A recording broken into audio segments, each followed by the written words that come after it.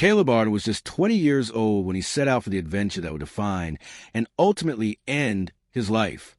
He was not the kind of young man you'd find in crowded bars or bustling city streets. Caleb belonged to the wilderness. For him, the towering granite peaks and hidden valleys of the Trinity Alps were not just a destination, but a refuge. In the summer of 2005, he embarked on a 2-week solo expedition into the most unforgiving corners of those mountains. He told his mother, Mara Arden, that he needed time alone in the wild, a chance to clear his head and test himself against nature. He packed lightly, carrying only what he needed: food, tools, a compass, and his ever-present journal. It was supposed to be another journey of solitude and self-discovery. But this time, Caleb never came back. When he failed to return, search teams scoured the wilderness. Helicopters scanned the tree line. Dogs were brought in to track his scent. But the Alps yielded nothing. Not a shoe print, not a scrap of clothing, not a single trace of where Caleb had gone. The only lead was a chilling one. A fellow hiker claimed to have seen Caleb accompanied by a tall, rugged man, someone who looked like he belonged to the wilderness, a stranger whose name no one knew. But beyond that vague sighting, the trail went cold. Days turned into weeks. Weeks blurred into months. And then years. Caleb's case became just another cold file buried in the sheriff's office. Another young man lost to the merciless wilderness. But Mara Arden never stopped searching. She never stopped asking questions, never stopped feeling that gnawing instinct in her chest. Caleb hadn't simply vanished. Someone had taken him. For 5 years, there were no answers, only silence. And then, deep in the forest, the silence finally broke. 2 hunters, pushing far beyond any marked trail, stumbled upon a shallow mound of disturbed earth. At first, it seemed like nothing more than old, weather-worn clothing buried beneath the soil. But as they pulled the bundle free, something heavy clattered out and struck the ground. It was not a tool. It was not a weapon. It was an iron device. Cold, primitive, designed not for work, but for pain. The hunters recoiled. This was no accident of the wilderness. This was evidence of something human and monstrous. That discovery would crack the case open, and with it, a horrifying truth began to emerge. Caleb Arden hadn't been claimed by the mountains. He had been claimed by a man named Gideon Cross. The hunters didn't know what to do at first. The find didn't fit into their world. They were used to tracking deer, reading scat, and navigating steep ridges. But what they had pulled from the soil that morning wasn't part of the wilderness. It was something alien, something out of place. The clothing was aged, stiff with dirt, and clearly belonged to a man. A heavy flannel shirt, tore at the seams, and canvas pants, shredded from exposure. But it was the object wrapped inside that chilled them both to the bone. An iron mechanism, crude yet disturbingly intricate.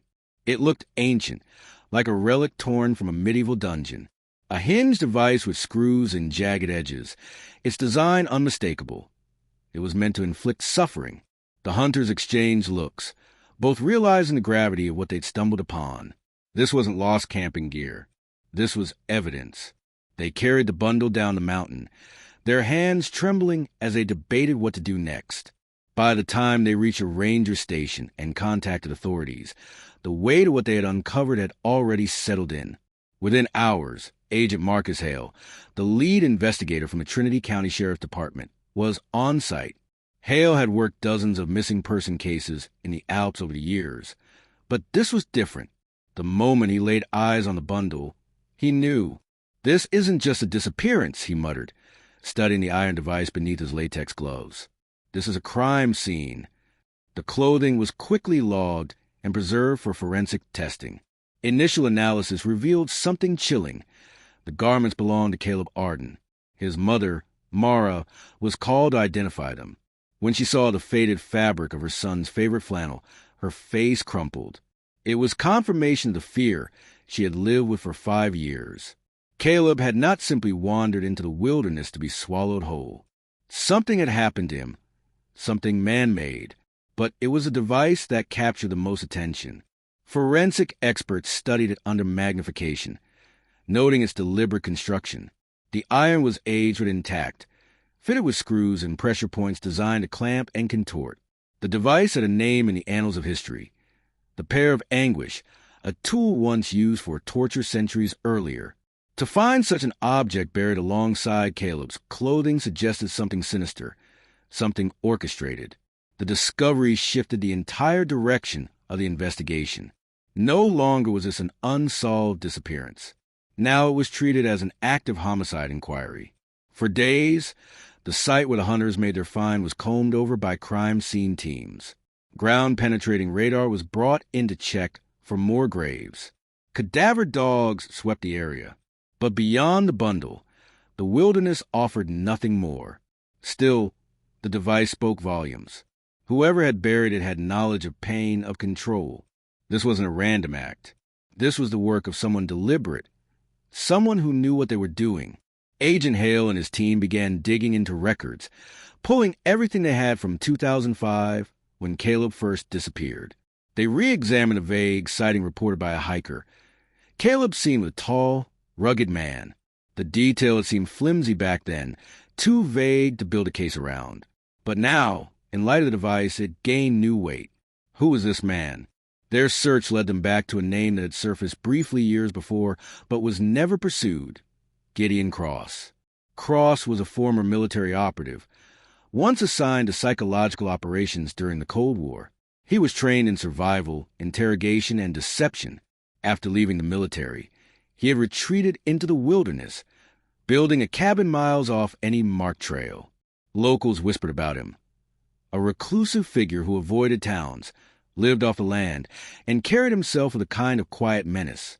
Back in 2005, he had been questioned casually, his name scribbled in reports but dismissed for lack of evidence. After all, the Alps swallowed hikers all the time. There was no proof then that Caleb had met foul play.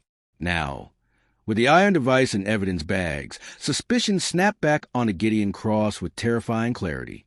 Investigators obtained a warrant and moved on his property. What they found there would haunt even seasoned lawmen.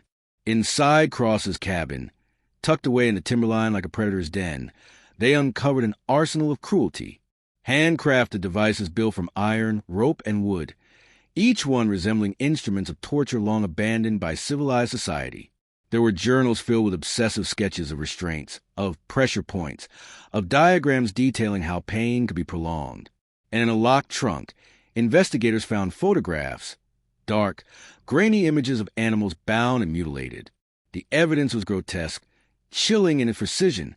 It painted a portrait not just of a recluse, but a man consumed by sadistic obsession. But one thing was missing: proof. None of Caleb's belongings were found in Cross's possession. No DNA tied Caleb to the cabin. The iron device buried in the woods was damning an implication, but not enough to directly link Cross to the murder. As the district attorney, Daniel Herrick, would later explain, the law demanded certainty. Circumstantial horror was not sufficient for conviction.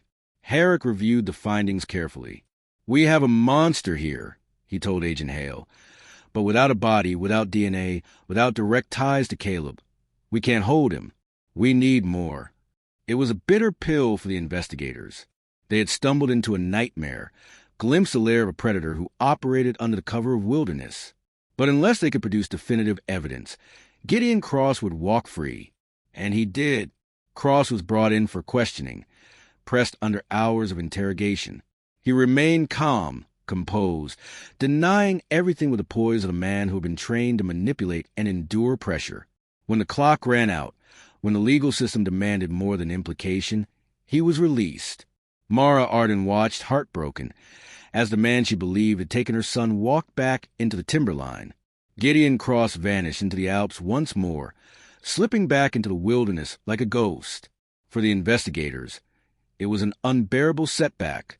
They had seen enough to know they were right, but being right wasn't the same as proving it. They needed something more, some thread that would unravel the darkness completely. And they would find it, not in the cabin, not in the locker, but hidden within the very maps Cross had drawn, maps that were not what they seemed. For weeks after the discovery of Caleb Arden's clothing and the iron device, all roads led back to a single man, Gideon Cross. His name carried a weight in law enforcement circles around Trinity County. He was an unknown. He was a shadow on the margins, a ghost who had lived in the mountains longer than most rangers had worked them. Locals whispered about him. Stories of a man who could vanish into trees without a sound, who built his own traps, who stared too long at strangers before walking away without a word. But at Agent Marcus Hale, whispers weren't enough. He needed facts. And what he uncovered about Gideon's past painted a picture far more disturbing than any backwoods rumor. Gideon had served in the U.S. Army during the Cold War, specifically in psychological operations, PSYOPs. His role had been unconventional warfare, not the kind fought with rifles and artillery, but with fear, pressure, and control. Documents showed he had been trained to interrogate prisoners without breaking them physically at first, but mentally. He studied the psychology of endurance, how long a person could last without food, water, sleep, or light. He practiced building devices, restraints that immobilize without killing, methods to induce maximum discomfort with minimal tools. When he was honorably discharged in the late 1980s, he came home not as a decorated veteran celebrated in parades, but as a man burdened by dark knowledge.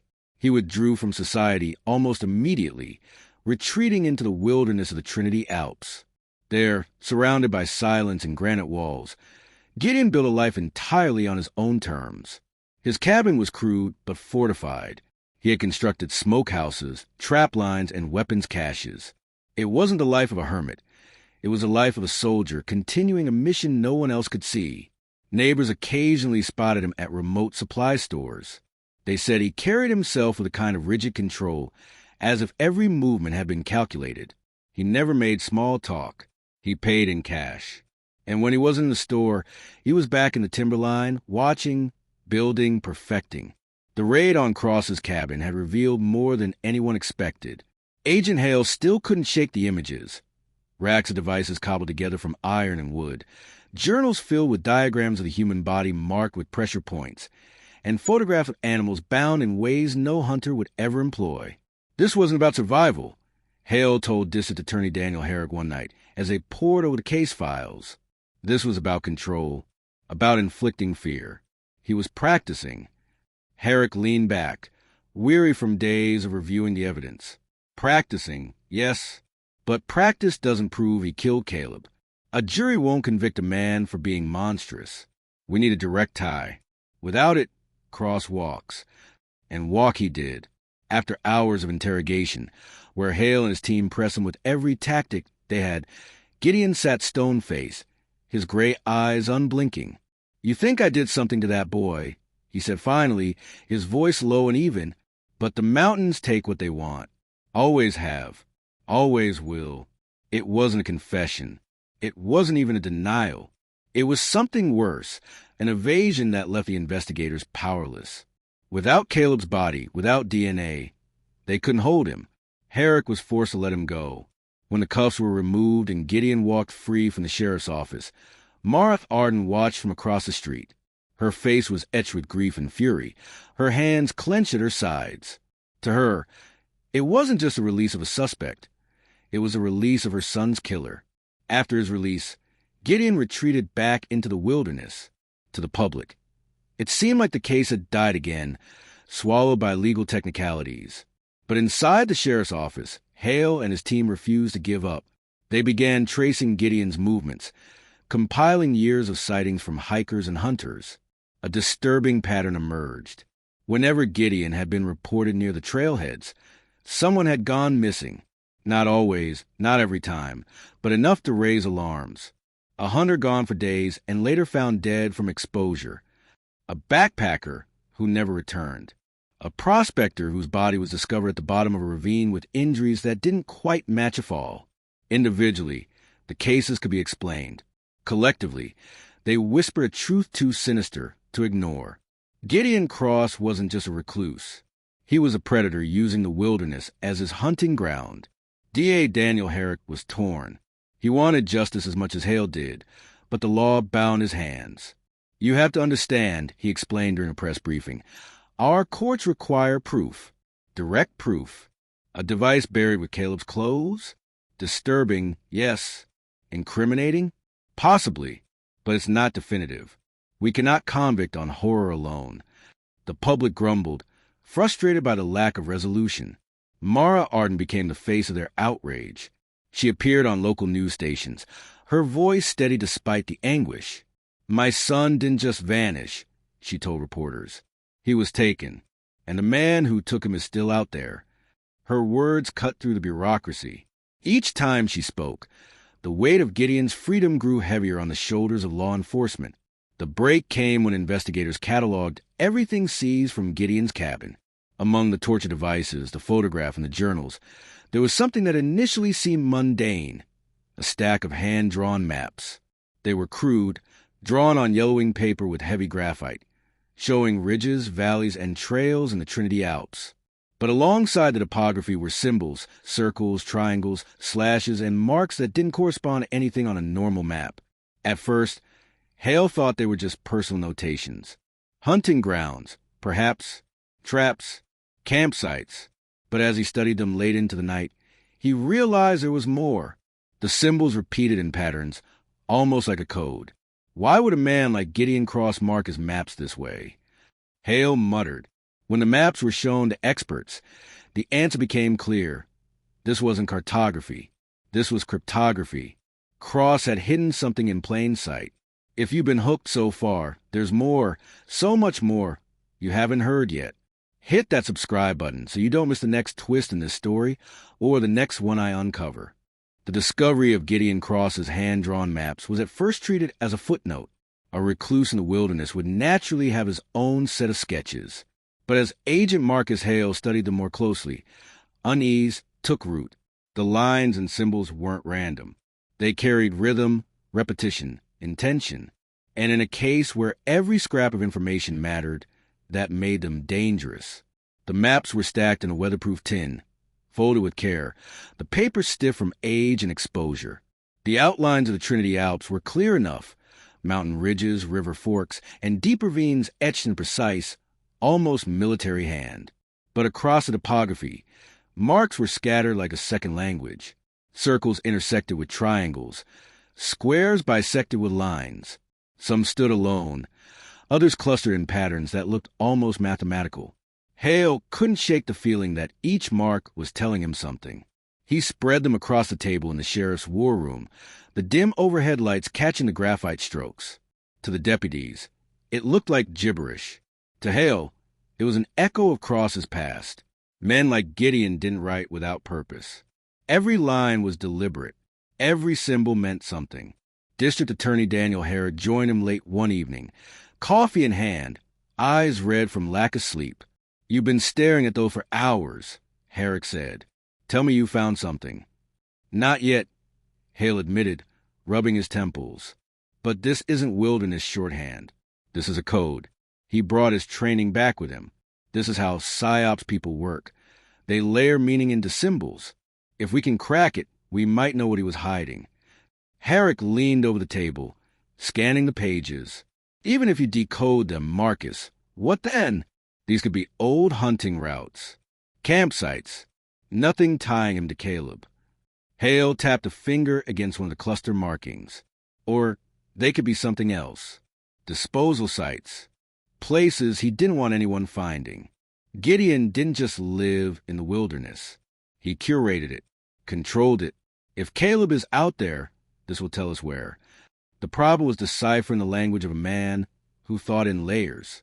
Hale's own training in cryptography was rudimentary at best, but he knew enough to recognize he was in over his head.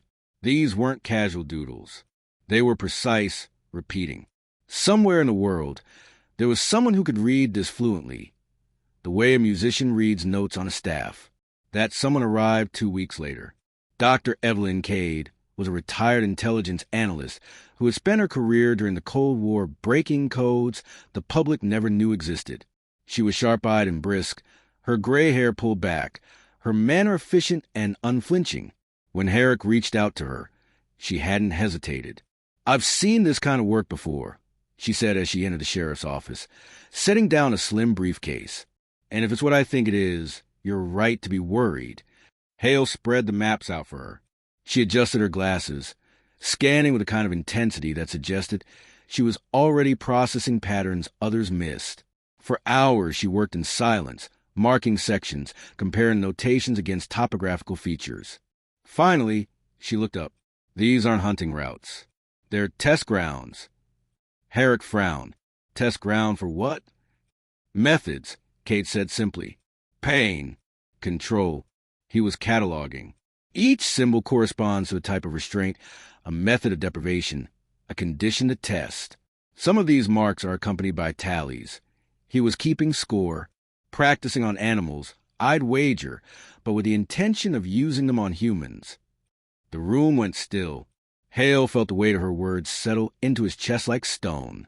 Cade pointed to one map in particular, a ravine far from the established trails, nearly inaccessible without ropes. This one's different. He's marked it 3 times. It's isolated, dangerous to reach. And the symbols here, these aren't just tallies. They're conclusions. He tested something here, perfected it, and then closed the entry. That's not how a hunter marks a map. That's how a torturer logs a site. Hale exhaled slowly. So you're saying, I'm saying if you want to find what happened to Caleb Arden, this is where you start. The search was assembled in secret. Hale didn't want the press catching wind of the operation until they had something tangible. Teams of specialized climbers and forensic experts were brought in, men and women accustomed to hostile terrain. The ravine was narrow, flanked by sheer granite cliffs. No ordinary hiker would stumble into it by accident. That, Hale realized, was precisely the point. As they prepared, Mara Arden sat outside the command post, clutching a photograph of her son. Hale had tried to keep her informed without burdening her with details, but mothers knew. She read the fatigue in his eyes, the gravity in his tone. Agent Hale, she asked softly, do you believe he's there? Hale paused before answering. I believe Gideon left us a message, and I believe that's where it leads. She nodded, gripping the photo tighter. Then bring him home. However you find him, just bring him home. The morning they descended into the ravine, the forest was unervingly still. Ropes unspooled over jagged rock. Climbers rappelling into shadows that swallowed the light. The granite walls narrowed, funneling them into a place where sound barely carried. It felt less like wilderness and more like a grave. At the bottom, the air was damp, the soil disturbed in irregular patches. Searchers swept methodically, combing for signs the earth might yield. Hours passed before one of the climbers called out, his voice strained. Over here. We've got something. Hale made his way across the uneven ground, his chest tightening as he saw what the man was kneeling over, a length of weather rope embedded in the dirt, knotted in a way that spoke not accident, but of deliberate design. And nearby, half buried beneath stone and soil, the edge of fabric, the faded turquoise of a jacket long since consumed by the elements. They had found him, and with him, the answers Gideon Cross had tried so hard to bury. The ravine swallowed them whole. The moment Agent Marcus Hale's boots touched down on the uneven floor, he knew this was not a place meant for human presence. The air was cold, stagnant, and damp, as if the sun hadn't touched this fissure in decades. Even the birds were absent, no wing beats, no calls. It was a silence so complete that every clink of gear, every scrape of rope against stone, rang like a violation. The search team spread out, careful and deliberate, their headlamps cutting beams through the dimness. The ravine floor was jagged, strewn with granite boulders, slick moss, and shallow depressions filled with stagnant water. But what held Hale's attention was the ground itself. There were disturbances, patches where soil seemed less compact, where rock and debris had been arranged unnaturally. Here, a climber called out, crouching low. He had pulled away a thin layer of stones to reveal frayed rope half buried in the dirt. The knot was intricate, designed for restraint, not climbing. Hale's chest tightened. Then came the fabric. A technician carefully brushed soil away, revealing the unmistakable turquoise of a jacket sleeve. It was faded, tattered by moisture and time, but still shockingly bright against the muted earth tones. Hale's breath caught. Caleb Arden's jacket. The same one seen in the last photograph he ever sent his mother. They had found him. But it wasn't until they continued digging that the scope of Gideon Cross's cruelty revealed itself. Beneath the stones and dirt lay a bundle, wrapped tight in decomposed leather straps. As the team worked with gloved hands, peeling back layers hardened by years underground, the shape within became undeniable. Human remains, mummified by the cold and damp. Caleb's body. The sight froze the team in place.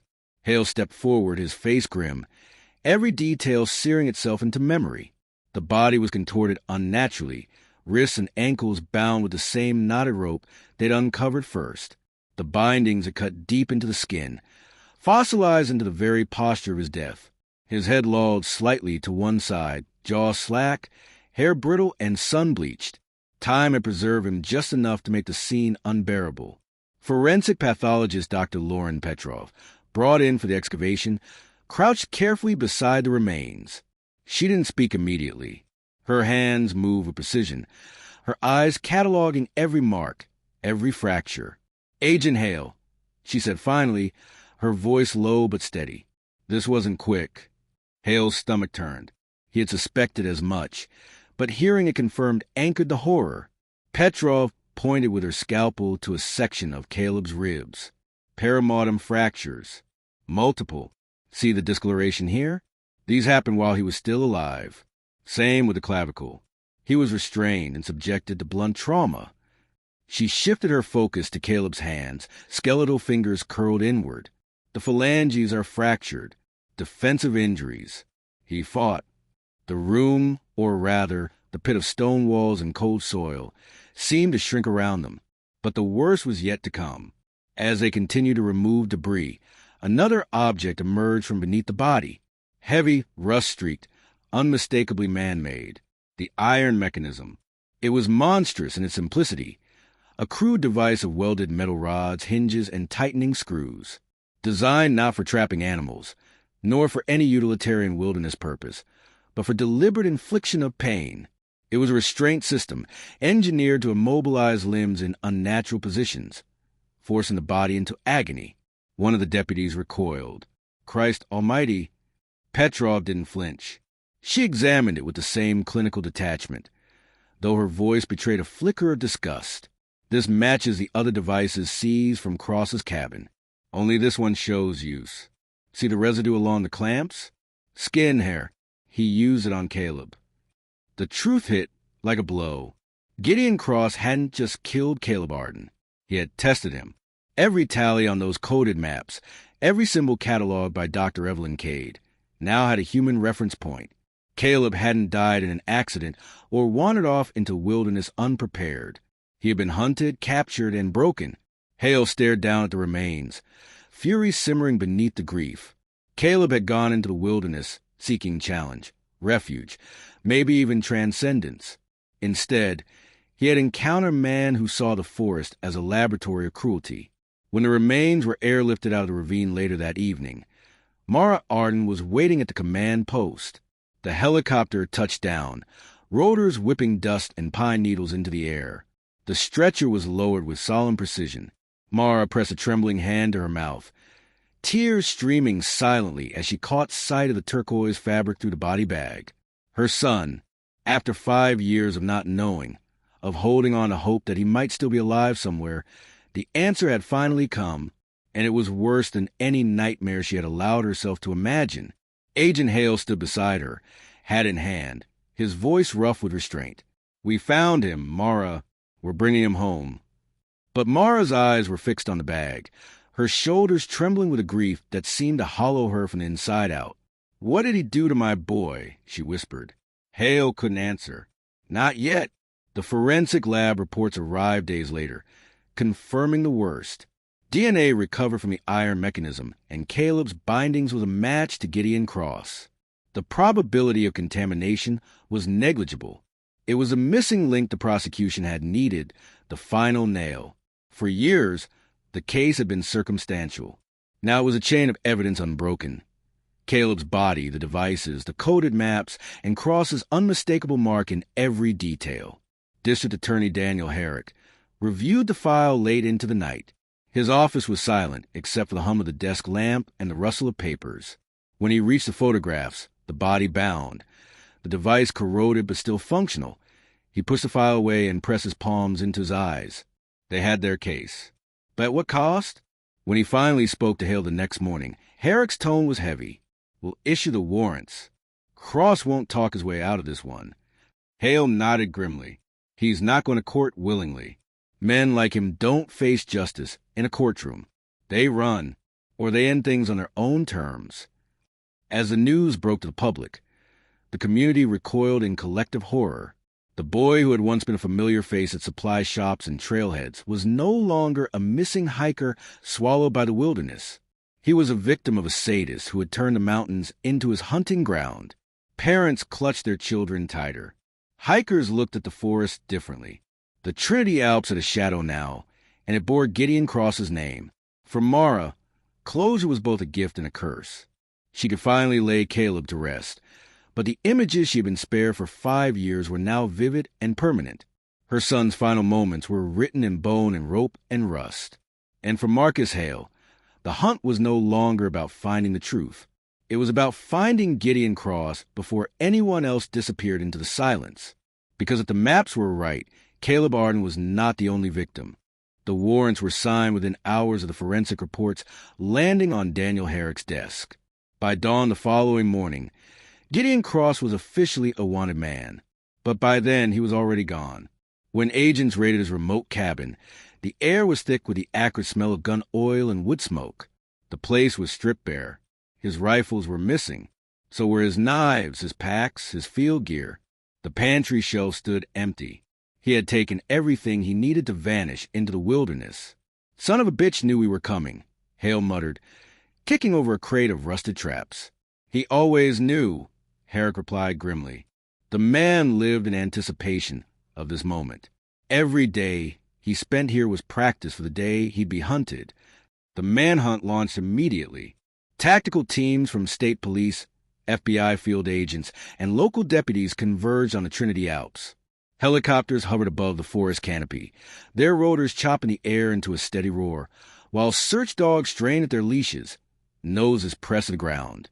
Trails were swept, ridgelines glassed with high-powered scopes. But every track seemed to dissolve into the landscape, as if the mountains themselves were aiding Cross. This was his element. Cross had spent years studying the terrain, cataloging ravines, caves, water sources, and choke points. He knew how to move without leaving a footprint, how to mask his scent from dogs, how to double back on his own trail, to confuse pursuers. He had trained his body to live with minimal sleep, to eat what the forest provided, to blend into shadow and silence. And above all, he had prepared for war. On the second day, one of the search teams reported movement near Whiskey Creek. They followed a faint trail through the underbrush, only to find it led directly into a snare trap. The deputy at point tripped the line, and a log studded with sharpened nails swung down from a tree, missing him by inches. The message was unmistakable. Cross wasn't just running. He was fighting. By day 3, the tension had reached a breaking point. Every crack of a branch, every rustle of wind in the trees carried menace.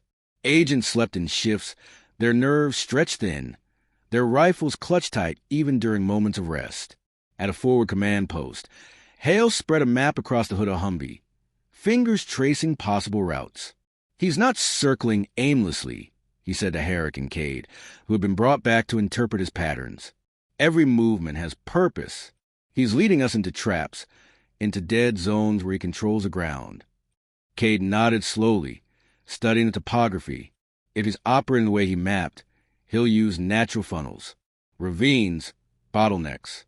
He'll want to draw you in, make you predictable. Hale exhaled sharply, which means he's setting up an end game. The question is where. The answer came in blood. That evening, a search team near Devil's Basin failed to report in. By the time reinforcement arrived, they found 2 men wounded, one with a gunshot graze, the other impaled to thigh by a crude spear trap. Cross had ambushed them, vanishing into the trees before helicopters could close in. The forest swallowed him whole, leaving only the echo of his rifle shot bouncing across the granite cliffs. "This isn't sustainable," Herrick warned as he walked Hale back through the casualty reports. "Every day he's out here, more people are at risk. We can't afford to bleed men while he dictates the terms." But Hale wasn't deterred. He had studied men like Cross before, operators who thrived on control, on bending chaos to their will. He'll make a mistake. Hale said quietly. They always do. Pride will get him killed. On the fourth night, Hale made his move. Using Cade's interpretation of the coded maps, they identified a section of high ground overlooking a ravine cross, had marked with unusual frequency. It was remote, difficult to access, but strategically perfect. If Cross wanted to control the chase, this was where he'd stage his final act. Hale deployed 2 tactical teams to the flanks, while he led a small group down into the ravine itself. The moon hung pale above them, silvering the granite and pine, casting shadows that seemed to reach like fingers. The silence was oppressive. Even the wind seemed to hold its breath. Then movement, a flicker of shadow along the ridge, a glint of steel, the unmistakable silhouette of a rifle barrel cutting against the moonlight. Hale's hand shot up, signaling his team to take cover. The first shot cracked like thunder, a muzzle flash blooming in the dark. Bark exploded from a tree inches from Hale's head. The team returned fire, muzzle flashes strobing in the night. But Cross was already moving, a ghost between the rocks. Flank left. Hale barked into his radio. Cut him off before he reaches the ridge. But Cross had anticipated it. As one of the flanking teams advanced, a tripwire detonated a crude explosive, shrapnel tearing through the undergrowth, forcing them back. The forest lit briefly in a bloom of fire, then plunged back into darkness. It was chaos.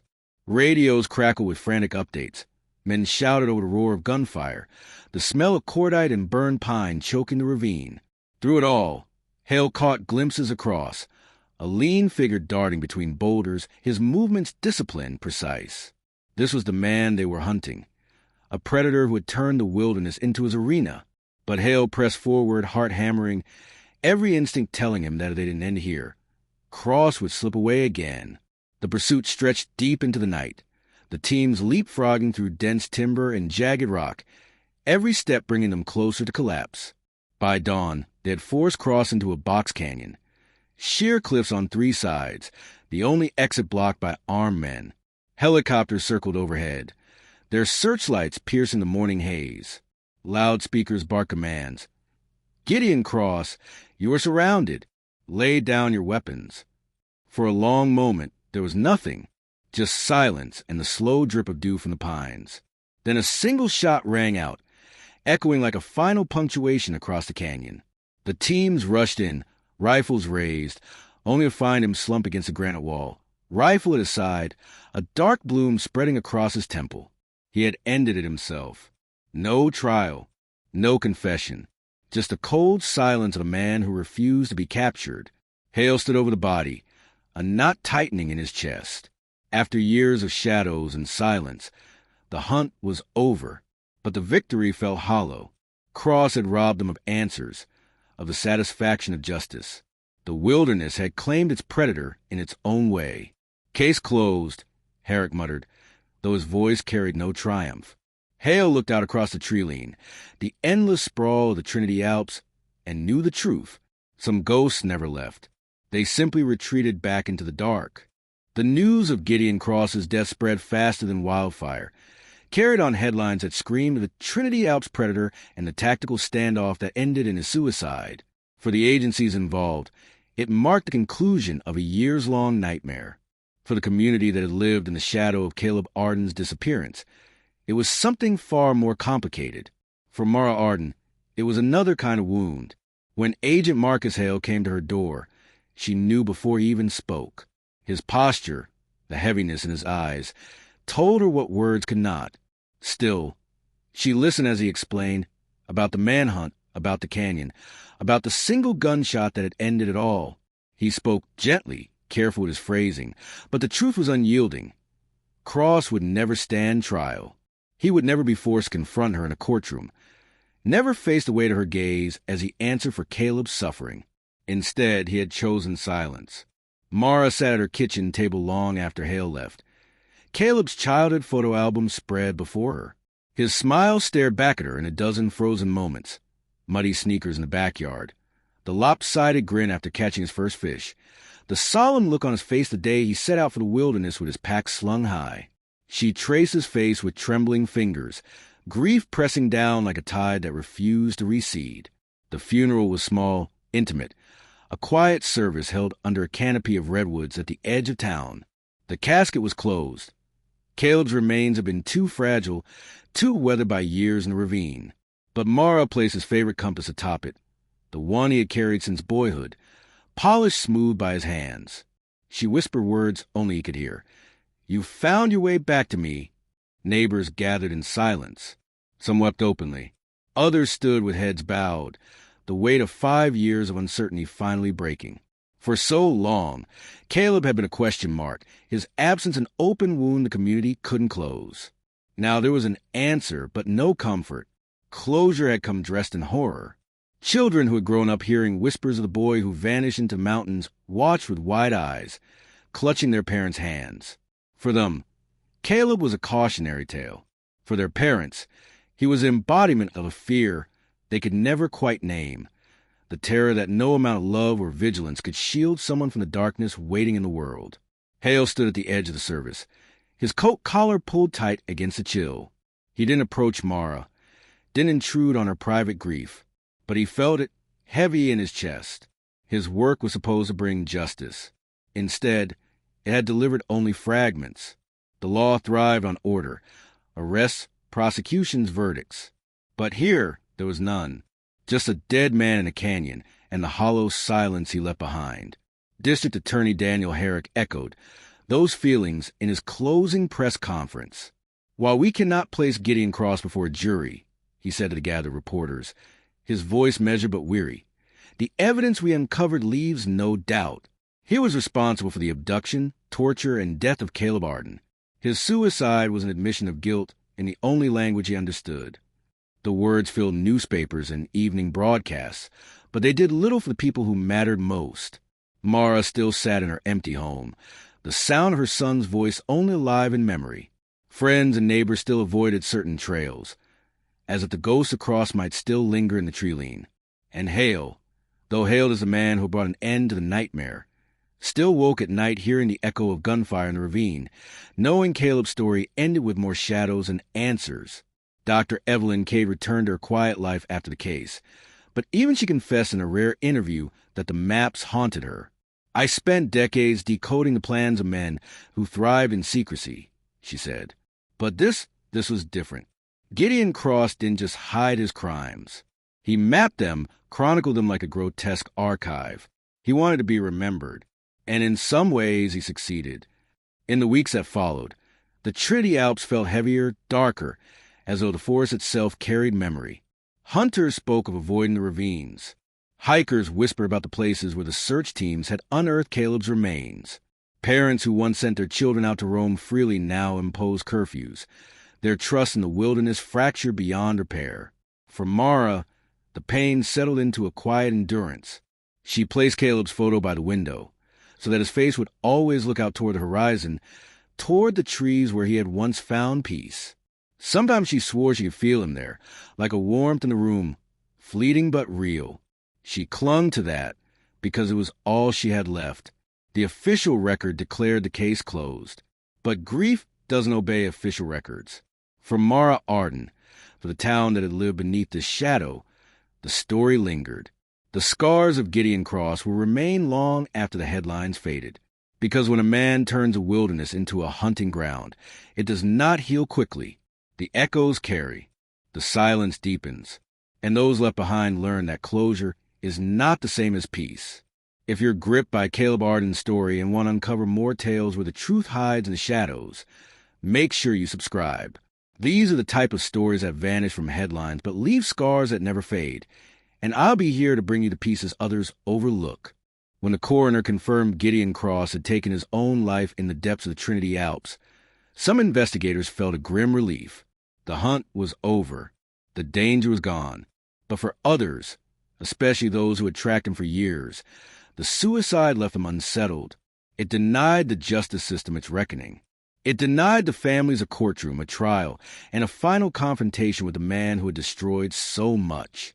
Instead, the story of Gideon Cross ended in silence, with a single gunshot echoing through the forest he had claimed as his hunting ground. But his shadow, his legacy, remained. Gideon Cross had not always been a monster. Those who had served with him in the military remembered a man who was disciplined, intelligent, and meticulous. He had been trained in psychological warfare, psyops, and interrogation. His job was to manipulate the human mind, to break resistance without leaving a mark. For years, he carried out these duties in secrecy, operating under Cold War doctrines that prized silence and efficiency over morality. He learned to see human beings not as individuals, but as subjects, as puzzles to be taken apart piece by piece. But when the wars ended and the Cold War machine wound down, Gideon was cut loose. The training that had once been his strength became an echo chamber in his mind. He returned to civilian life without guidance, without therapy, without the tools to rejoin the world he had been isolated from. The wilderness became his sanctuary, and in that sanctuary, his darker impulses, sharpened by years of sanctioned cruelty, were allowed to bloom. Psychologists who later studied Cross's case argued that he displayed the traits of what they called disorganized sadist. Unlike killers driven by impulse or passion, Gideon's cruelty was ritualized, methodical. His cabin was not simply a home. It was a shrine to control. The devices, the journals, the coded maps, all spoke to a man who needed domination, not in fleeting acts, but in structured, deliberate routines.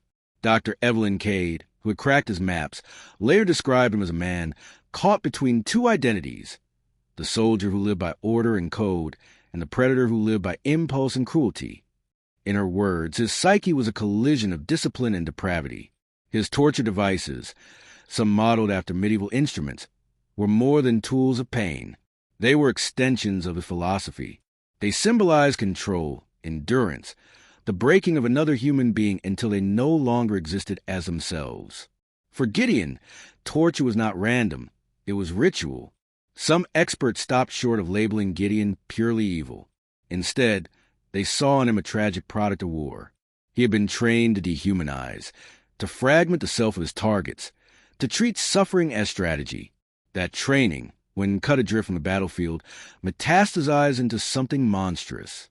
One veteran who had served in similar units reflected, "They teach you how to break people, but they don't teach you how to come back." Gideon never came back. Yet others argued that war trauma alone could not explain him.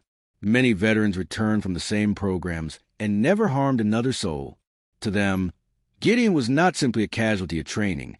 He was a man who embraced cruelty when the structures around him no longer restrained it. This debate, was Gideon a victim of his past or the architect of his own darkness, remains one of the most haunting legacies of the case. For the people of the Trinity Alps region, Gideon Cross's name became synonymous with fear. Parents warned their children about venturing too far into the woods. Hunters who once moved freely through backcountry now spoke of feeling watched, even after Gideon's death. The maps, the coded records of his hunting grounds, left the chilling possibility that Caleb Arden had not been his only victim. Though no other bodies were ever conclusively tied to him, investigators admitted privately that they believed there were more. The Alps were vast, and the codes on Gideon's maps hinted at years of activity. The uncertainty lingered. His death closed the file, but it did not erase the shadows. What disturbed people most about Gideon Cross was not only the brutality of his crimes, but the reflection he forced them to confront. Here was a man shaped by the machinery of war, released into a society that did not know how to handle him. A man who transformed survival skills into hunting rituals and maps into ledgers of horror. He was not a supernatural figure. He was not an otherworldly evil. He was human, and perhaps that was the most frightening truth of all. The Alps still stand beautiful and untamed. But for those who know Caleb Arden's story, they will always carry another meaning. A reminder that sometimes the wilderness does not claim lives. Sometimes it simply hides the acts of men. When the coroner confirmed Gideon Cross had taken his own life in the depths of the Trinity Alps, some investigators felt a grim relief. The hunt was over. The danger was gone. But for others, especially those who had tracked him for years, the suicide left them unsettled. It denied the justice system its reckoning. It denied the families a courtroom, a trial, and a final confrontation with the man who had destroyed so much. Instead, the story of Gideon Cross ended in silence, with a single gunshot echoing through the forest he had claimed as his hunting ground. But his shadow, his legacy, remained. Gideon Cross had not always been a monster. Those who had served with him in the military remembered a man who was disciplined, intelligent, and meticulous. He had been trained in psychological warfare, psyops, and interrogation. His job was to manipulate the human mind, to break resistance without leaving a mark. For years, he carried out these duties in secrecy, operating under Cold War doctrines that prized silence and efficiency over morality. He learned to see human beings not as individuals, but as subjects, as puzzles to be taken apart piece by piece. But when the wars ended and the Cold War machine wound down, Gideon was cut loose. The training that had once been his strength became an echo chamber in his mind. He returned to civilian life without guidance, without therapy, without the tools to rejoin the world he had been isolated from. The wilderness became his sanctuary, and in that sanctuary, his darker impulses, sharpened by years of sanctioned cruelty, were allowed to bloom. Psychologists who later studied Cross's case argued that he displayed the traits of what they called disorganized sadist. Unlike killers driven by impulse or passion, Gideon's cruelty was ritualized, methodical. His cabin was not simply a home. It was a shrine to control. The devices, the journals, the coded maps, all spoke to a man who needed domination, not in fleeting acts, but in structured, deliberate routines. Dr. Evelyn Cade, who had cracked his maps, later described him as a man caught between two identities, the soldier who lived by order and code, and the predator who lived by impulse and cruelty. In her words, his psyche was a collision of discipline and depravity. His torture devices, some modeled after medieval instruments, were more than tools of pain. They were extensions of his philosophy. They symbolized control, endurance, the breaking of another human being until they no longer existed as themselves. For Gideon, torture was not random. It was ritual. Some experts stopped short of labeling Gideon purely evil. Instead, they saw in him a tragic product of war. He had been trained to dehumanize, to fragment the self of his targets, to treat suffering as strategy. That training, when cut adrift from the battlefield, metastasized into something monstrous. One veteran who had served in similar units reflected, "They teach you how to break people, but they don't teach you how to come back." Gideon never came back. Yet others argued that war trauma alone could not explain him. Many veterans returned from the same programs and never harmed another soul. To them, Gideon was not simply a casualty of training. He was a man who embraced cruelty when the structures around him no longer restrained it. This debate, was Gideon a victim of his past or the architect of his own darkness, remains one of the most haunting legacies of the case. For the people of the Trinity Alps region, Gideon Cross's name became synonymous with fear. Parents warned their children about venturing too far into the woods. Hunters who once moved freely through backcountry now spoke of feeling watched, even after Gideon's death.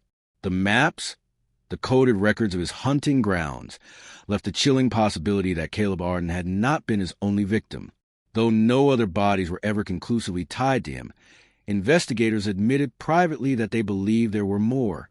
The Alps were vast, and the codes on Gideon's maps hinted at years of activity. The uncertainty lingered. His death closed the file, but it did not erase the shadows. What disturbed people most about Gideon Cross was not only the brutality of his crimes, but the reflection he forced them to confront. Here was a man shaped by the machinery of war, released into a society that did not know how to handle him. A man who transformed survival skills into hunting rituals and maps into ledgers of horror. He was not a supernatural figure. He was not an otherworldly evil. He was human, and perhaps that was the most frightening truth of all. The Alps still stand beautiful and untamed. But for those who know Caleb Arden's story, they will always carry another meaning. A reminder that sometimes the wilderness does not claim lives. Sometimes it simply hides the acts of men. For Mara Arden, the official closure of the case brought no peace. The announcement that her son's remains had been recovered, that the man responsible was dead, was meant to be the end of the story. But for a mother, there is no end. When she stood over the simple wooden casket that held what was left of Caleb, she felt the weight of both answers and absences. She knew, at last, what had happened to her boy. But she also knew the details, the torture, the maps, the devices, would never leave her mind. Closure was a word the detectives used. To her, it was a hollow promise. The small mountain town where she lived mourned alongside her. Friends, neighbors, and strangers lined the pews of the church, their silence deeper than any sermon. They had followed the search, prayed through the years of waiting, and now they stood in the shadow of what had been revealed. At the service, Mara clutched the last letter Caleb had ever written her. The ink was faded, but the words were strong. "Don't worry, Mom. I'll be back in 2 weeks." She traced the letters with her finger, as if touching the paper could bring him back. In the weeks after the funeral, the story of Gideon Cross continued to ripple outward. Reporters wrote about his psychological descent. Veterans debated what had gone wrong.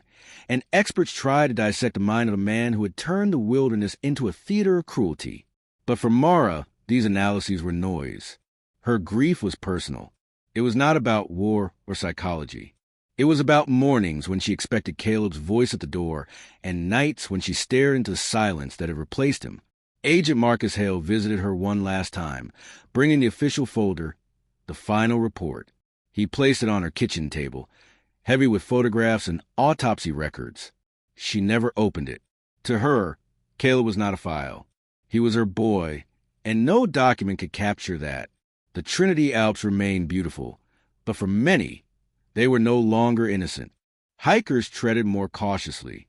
Locals spoke in hushed tones about Gideon Cross, some refusing to say his name at all. Parents clutched their children tighter when the mountains rose in the distance. Some insisted the Alps had absorbed his darkness, that the forest would always carry the echo of his deeds. Others argued that the wilderness was blameless, that it was only man who had poisoned it. Either way, the scars ran deep. Through it all, Mara endured. She tended to her garden, visited Caleb's grave, and wrote in a journal he had given her as a teenager. On its first page, in Caleb's handwriting, were the words, "Adventure is everywhere, if you're brave enough to look." She kept writing, not for answers, but for survival. Each entry was a way to speak to her son, to keep him alive in the only way she could. The story of Caleb Arden had ended, but Mara's story carried on, a story of grief, resilience, and the quiet strength of a mother who refused to let her son's memory be defined solely by the cruelty that ended his life. In the end, Gideon Cross left behind more than scars. He left a question, a reminder of how easily war, trauma, and obsession can twist a man into something unrecognizable. But he also left behind a legacy of resilience in the form of those who survived him. For Mara Arden, her son's legacy was not the horror of his death, but the light he carried into the world, the bravery that drove him into the mountains, and the love that still lingered in the quiet moments when she closed her eyes and remembered him whole. If stories like Caleb Arden's move you, haunt you, and stay with you long after the screen fades to black, make sure you subscribe. These are the tales that the wilderness tries to bury, but together we bring them back into the light.